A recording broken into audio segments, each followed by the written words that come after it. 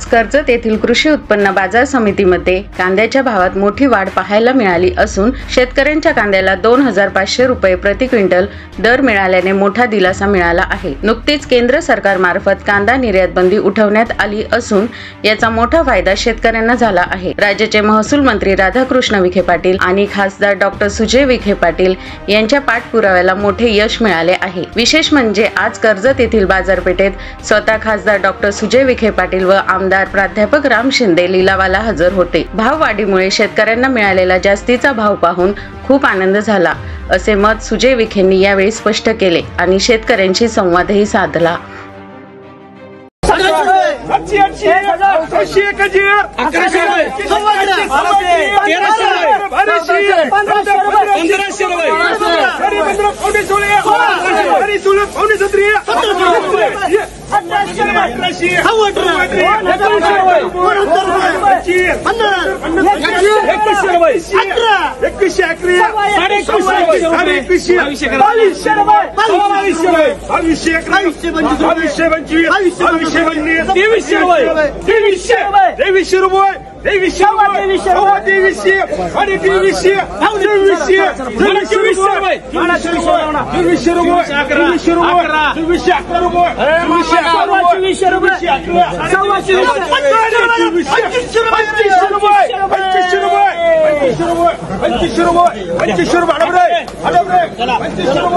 ₹25